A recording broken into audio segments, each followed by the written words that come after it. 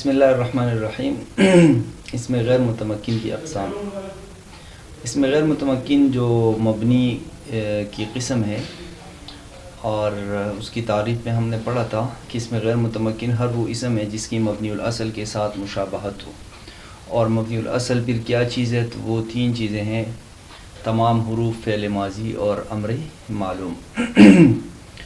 اچھا، پھر ہم نے یہ بھی کہا تھا کہ یہ مشابہت کس چیز میں ہوگی؟ تو 5 چیزوں میں مشابہت تھی جو کل کی درس میں آپ نے پڑھا ہوگا۔ آج ہم اس غیر متمکن کی چند اقسام کو ادھر بیان کرتے ہیں جو انتہائی ضروری ہے۔ اس میں غیر متمکن کی 8 اقسام ہیں: مضمرات، اسماء موصولات، اسماء اشارات، اسماء افعال، اسماء اصوات، اسماء ظروف، اسماء کنایات اور مرکب بنائی۔ اچھا، ہم ہر ایک کی تھوڑی تفصیل کرتے ہیں۔ ان میں سے پہلی قسم جو ہے مضمرات ہے۔ مضمرات یہ مضمر کی جمع ہے، اور مضمر ضمیر سے ہے۔ ضمیر ہر وہ اسم ہے جو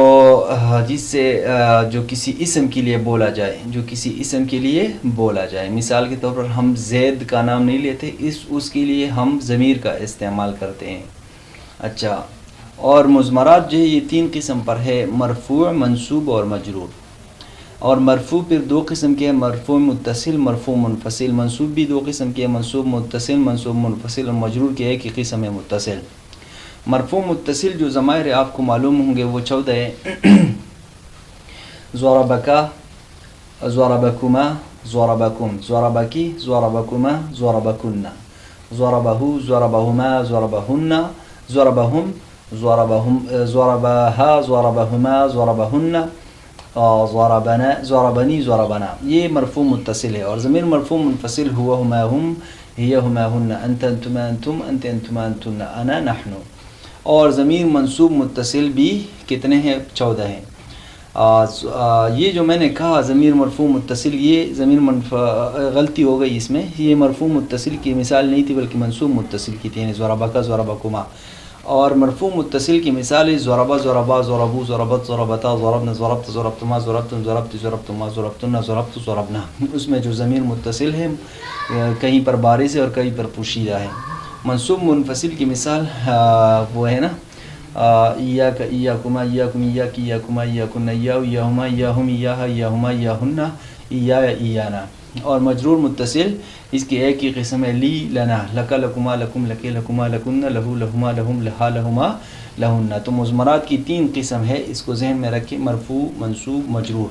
پھر مرفوع کی 2 قسم ہے: مرفوع متصل اور مرفوع منفصل۔ منصوب کی بھی 2 قسمیں: منصوب متصل اور منصوب منفصل۔ مجرور کی ایک ہی قسم ہے: متصل۔ آگے جو ہے اسماء موصولات ہے۔ اسماء موصولات یہ اسم موصول کی جمع ہے۔ اسم موصول ہر وہ اسم ہے جو صلہ کے بغیر جزء جملہ نہ بن سکے، یعنی جب تک اس کے ساتھ صلہ نہ ملے اس وقت تک یہ جملے کا جزء نہیں بن سکتا۔ موصولات موصول کی جمع ہے۔ اسم موصول ہر وہ اسم ہے جو صلہ کے بغیر جزء جملہ نہ بن سکے۔ اور صلہ کیا چیز ہے؟ صلہ ہمیشہ جملہ خبریہ ہوگا، اور اس جملہ خبریہ میں پھر ایک ضمیر ہوگی ربط کے لیے جو اس اسم موصول کی طرف راجع ہوگی۔ مثال سے سمجھا دیتا ہوں، دیکھیں الذی یہ اسم موصول ہے، اور اسم موصول کے بارے میں ہم نے کہا تھا کہ یہ اکیلے صلہ کے بغیر اکیلے الذی یہ جملے کا جز نہیں بن سکتا۔ مثال کے طور پر کیونکہ اس کا معنی تام نہیں ہوگا۔ جاء الذی، آیا وہ شخص، تو اب وہ شخص یہ تام نہیں ہے، جب تک یہ اس کے ساتھ صلہ نہ ملے تو یہ تام نہیں ہے۔ تو جب ہم اس کے ساتھ صلہ ملائیں گے اور کہیں گے کہ ضربکا، جس نے آپ کو مارا تھا وہ شخص آیا، تو یہ پورا جملہ پھر جاء کے لیے فاعل بنے گا۔ تو الذی اسم موصول، ضرب فعل، اور ہوا ضمیر اسم فاعل جو راجع ہے اسم موصول کی طرف۔ یہاں پر ہم نے کہا تھا کہ صلہ جو ہوگا یہ ہمیشہ جملہ خبریہ ہوگا، اور جملہ خبریہ میں ایک ضمیر ہوگی جو الذی اسم موصول کی طرف راجع ہوگی۔ تو یہاں پر بھی ضربکا میں ہوا ضمیر ہے جو الذی اسم موصول کی طرف راجع ہے، اور یہ ضروری ہے۔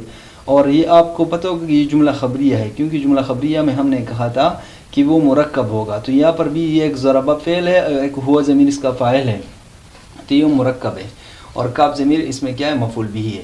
تو یہ جملہ خبریہ ہے، اور جملہ خبریہ یہ صلہ بن رہا ہے الذی اسم موصول کے لیے۔ الذی اسم موصول اپنی صلہ سے مل کر یہ فاعل بن رہا ہے جاء کے لیے، جاء اپنے فاعل سے مل کر جملہ فعلیہ خبریہ بن رہا ہے۔ اور اسماء موصولات آپ کو پتہ ہے کہ یہ 14 ہے: الذی، اللذان، اللذین، اللتی، اللتان، اللتین، اللاتی، اللواتی، ما، من، ای اور ذو۔ یہ آپ جو ہے علم النحو میں پڑھ سکتے ہیں، وہاں پر ذرا اس کا مطالعہ کیجیے۔ اس کے بعد جو ہے اس میں غیر متمکن کی تیسری قسم اسماء اشارات ہے۔ اسماء اشارات یہ وہ اسماء ہیں جن سے کسی شخص، جگہ یا چیز کی طرف اشارہ کیا جاتا ہے۔ مثال کے طور پر ہمارے سامنے یہ بورڈ ہے، تو بورڈ کو عربی میں سبورہ کہتے ہیں۔ ہم سبورہ کی طرف اشارہ کرنا چاہتے ہیں تو ہم کہیں گے ہذہ السبورہ، ہذہ السبورہ۔ تو ابھی یہ دیکھیں نا، ہم نے اس کے ذریعے کسی چیز کی طرف اشارہ کیا، اور یہ اشارات آپ کو ابھی خود اندازہ ہونا چاہیے کہ کبھی ہم جب اشارہ کرتے، جس چیز کی طرف اشارہ کرتے، وہ چیز کبھی قریب ہوگی یا بعید ہوگی۔ تو اگر قریب ہے تو قریب کے لیے الگ اشارات ہیں، اور بعید کے لیے الگ اشارات ہیں۔ تو قریب کے لیے جو اشارات ہیں وہ 5 ہیں، ھذا، ھذان، ھذہ، ھاتان، ھؤلاء، یہ 5 ہے۔ اور بعید کے لیے بھی 5 ہے، ذالک، ذانک، تلک، تانک، اولئک۔ تو یہ 5 جو ہیں بعید کے ہیں اور 5 قریب کے ہیں۔ تو یہ ہمارے آج کے درس کا خلاصہ ہوا۔